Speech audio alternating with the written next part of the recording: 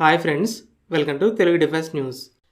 రీసెంట్గా వచ్చిన మీడియా రిపోర్ట్స్ని బట్టి బెంగళూరులో ఉన్న ఆల్ఫా డిజైన్ టెక్నాలజీస్ అనే కంపెనీ సూర్య అనే వెరీ హై ఫ్రీక్వెన్సీ విహెచ్ఎఫ్ రాడార్ని ఇండియన్ ఎయిర్ ఫోర్స్కి డెలివరీ చేసింది.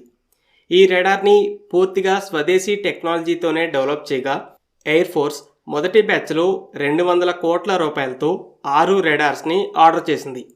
ఈ విహెచ్ఎఫ్ రాడార్స్ని యాంటీ స్టెల్త్ రాడార్స్ అని కూడా పిలుస్తారు. ఎందుకంటే 5th జనరేషన్ స్టెల్త్ ఫైటర్ జెట్స్ని ఇవి ఎక్కువ దూరంలోనే గుర్తించి సక్సెస్ఫుల్గా డౌన్ చేయడంలో ముఖ్య పాత్ర పోషిస్తాయి. పాకిస్తాన్కి ఈ ఆగస్టులోనే చైనా నుండి J-35 జెట్స్ డెలివరీ అవుతున్నట్టు రిపోర్ట్స్ రావడంతో ఈ రాడార్ డెలివరీ అనేది చాలా పెద్ద డెవలప్మెంట్ అయింది. ప్రస్తుతం మన దగ్గర 5th జనరేషన్ జెట్స్ లేవు కాబట్టి శత్రువుల స్టెల్త్ జెట్స్ని ఆపడానికి ఎయిర్ డిఫెన్స్ సిస్టమ్స్ మీదే ఎక్కువగా ఆధారపడాలి. అయితే ఆ ఎయిర్ డిఫెన్స్కి ఇలాంటి జెట్స్ని గుర్తించి డౌన్ చేసే సామర్థ్యం ఇచ్చేవే ఈ విహెచ్ఎఫ్ రాడార్స్. కొన్ని నెలల క్రితం ఇలాంటి రాడార్స్ మీద ఒక 3.5 minute వీడియో చేశాను. అయితే ఆ వీడియోలో ఈ విహెచ్ఎఫ్ రాడార్స్ స్టెల్త్ ఎయిర్క్రాఫ్ట్ని డౌన్ చేయడంలో ఎగ్జాక్ట్గా ఎలా ఉపయోగపడతాయనే దానిపై కొన్ని డౌట్స్ అయితే మిగిలిపోయాయి. ఈ వీడియోలో వాటిని కూడా క్లియర్ చేస్తాను. 5th జనరేషన్ అంటే స్టెల్త్ జెట్స్లో బాడీ షేప్స్లో ఉంటుంది.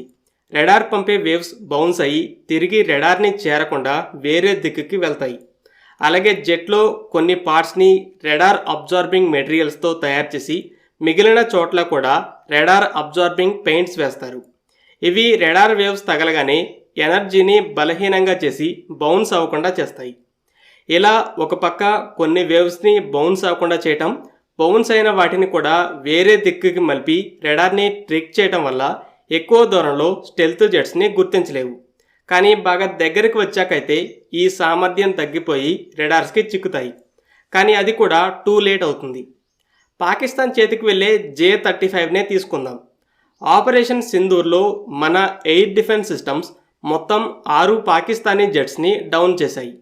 అయితే చైనా F-35 ప్రాజెక్ట్ని హ్యాక్ చేసి దొంగలించిన డేటాతో ఈ J-35ని డెవలప్ చేసింది. మంచి స్టెల్త్ సామర్థ్యం ఉంది అనుకుందాం. మన ఎయిర్ స్పేస్లోకి రావాలన్నప్పుడు సినారియో ఎలా ఉంటుందో సింపుల్గా చెప్తాను. సపోజ్ ఇండియా పాకిస్తాన్ బోర్డర్ అంతటా 100 కిలోమీటర్ల రేంజ్ ఉన్న రాడార్స్ని ఒక్కో దానికి మధ్య 100 కిలోమీటర్ల గ్యాప్తో మోహరించింది. అయితే పాకిస్తాన్ ఫైటర్ జెట్స్తో మన దేశంలో దాడి చేయాలంటే ముందు ఆ రాడార్స్ని ధ్వంసం చేయాలి. అలా చేయకుండానే ఎయిర్ స్పేస్లోకి చొరబడాలని చూస్తే రాడార్స్ మిజైల్ లాంచర్స్ని యాక్టివేట్ చేసి డౌన్ చేస్తాయి. అయితే స్టెల్త్ జెట్స్ ఉంటే ఆ రాడార్కి 100 కిలోమీటర్ల రేంజ్ ఉన్నప్పుడు జనరల్గా 30 కిలోమీటర్లకే తగ్గిపోతుంది.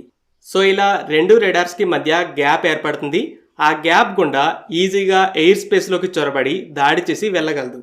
లేదా డైరెక్ట్గా ఎయిర్ డిఫెన్స్ సిస్టమ్స్ వైపే వెళ్ళి అవి గుర్తించేలోపే వాటి మీద దాడి చేయొచ్చు. ఇలా స్టెల్త్ జెట్స్కి అడ్వాంటేజ్ ఉంటుంది. ఇక్కడ J-35కి చైనా క్లెయిమ్ చేసినట్టు అలాంటి సామర్థ్యం ఉందనుకుంటున్నాం. అయితే విహెచ్ఎఫ్ రాడార్స్ పంపే వేవ్స్ చాలా స్ట్రాంగ్గా ఉంటాయి, పొడవు ఎక్కువగా ఉంటాయి. సో రాడార్ అబ్జార్బింగ్ మెటీరియల్ వల్ల ఇవి పూర్తిగా వీక్ అవ్వకుండా తిరిగి బౌన్స్ అవుతాయి. ఇంకో పక్క షేప్స్ వల్ల డైవర్ట్ కూడా అవ్వవు. దీనివల్ల లాంగ్ డిస్టెన్స్లోనే స్టెల్త్ ఎయిర్క్రాఫ్ట్ని గుర్తించవచ్చు. రష్యన్ ఫేమస్ నెబోయం రాడార్ 300 కిలోమీటర్ల దూరంలోనే స్టెల్త్ ఎయిర్క్రాఫ్ట్ని గుర్తించగలదు. ఇప్పుడు డెలివరీ అయిన సూర్య రాడార్ 2 స్క్వేర్ మీటర్స్ RCS ఉన్న ఎయిర్క్రాఫ్ట్ని 360 కిలోమీటర్ల దూరంలో గుర్తించగలదు. RCS ఈ రాడార్ క్రాస్ సెక్షన్ అంటే డిజైన్ని బట్టి రాడార్కి చెక్కే అవకాశాలని కొలిచే ఒక మెజర్. 4th జనరేషన్ జెట్స్కి ఎలాంటి వెపన్ లోడ్ లేకుండా క్లీన్గా ఉంటే కనీసం 5 స్క్వేర్ మీటర్స్ RCS ఉంటుంది.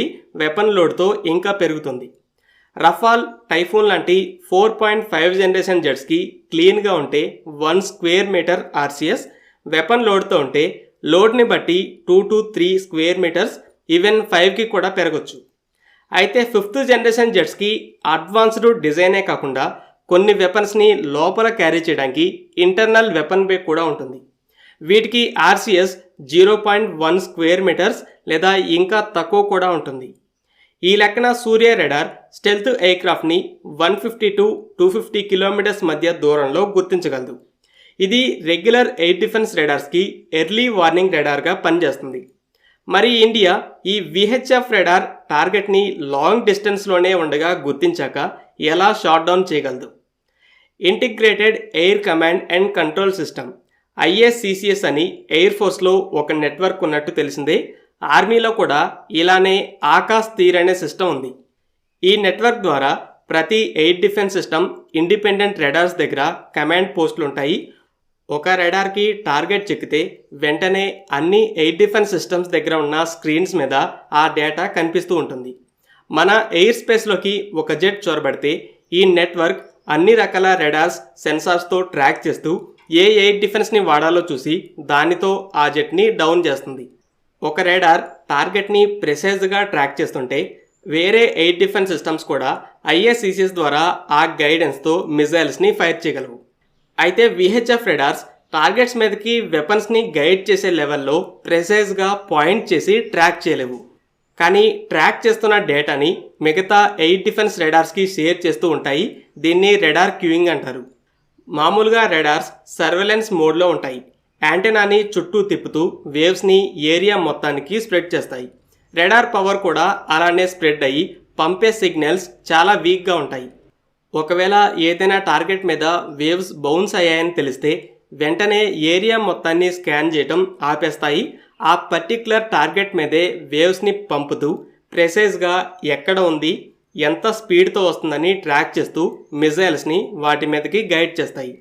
కాబట్టి సర్వేలెన్స్ మోడ్లో దూరంలో ఉన్న స్టెల్త్ ఎయిర్క్రాఫ్ట్ని గుర్తించడం చాలా కష్టం. అయితే ఇలా సర్వేలెన్స్ మోడ్లో కంపేర్ చేసినా కూడా VHF వేవ్స్కి పవర్ అనేది చాలా ఎక్కువ ఉంటుంది. అవి స్టెల్త్ ఎయిర్క్రాఫ్ట్ని లాంగ్ డిస్టెన్స్లో గుర్తించి ట్రాక్ చేస్తూ ఎస్టిమేటెడ్ లొకేషన్ని షేర్ చేస్తూ ఉంటే రెగ్యులర్ రాడార్స్ ఏరియా మొత్తాన్ని కాకుండా ఆ లొకేషన్ మీదే ఫోకస్ చేస్తాయి. దీనివల్ల సిగ్నల్స్ స్ట్రాంగ్గా మారుతాయి.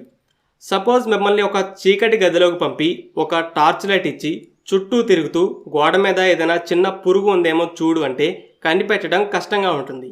అదే ఒకవేళ మీకు ఈ డైరెక్షన్లో ఈ పొజిషన్లో ఒక పురుగు ఉంది సరిగ్గా చూడు అని చెప్తే అక్కడే సూటిగా చూస్తూ ఈజీగా కనిపెట్టవచ్చు.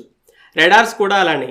VHF ఒక లొకేషన్లో టార్గెట్ ఉందని చెప్తే రాడార్స్ పవర్ని పెంచి ఆ లొకేషన్లో వెతికి కనిపెడతాయి.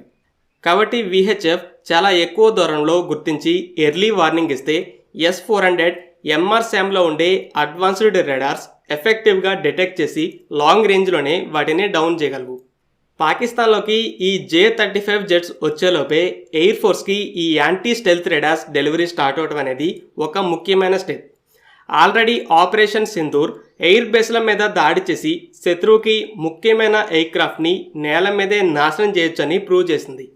అయితే ఎయిర్ ఫోర్స్ గాలిలో కూడా స్టెల్త్ జెట్స్ని కౌంటర్ చేయడానికి ప్రిపేర్ అయింది. DRDO కూడా ఇంకో VHF రాడార్ని డెవలప్ చేస్తుంది. ఇంకొన్ని రకాల రాడార్స్ కూడా డెవలప్మెంట్లో ఉన్నాయి. ఫ్రెండ్స్, ఈ వీడియో మీకు నచ్చినట్లయితే లైక్ చేయండి. అలాగే మరిన్ని ఇంపార్టెంట్ డిఫెన్స్ అప్డేట్స్ కోసం మన ఛానల్ని సబ్స్క్రైబ్ చేసుకోండి.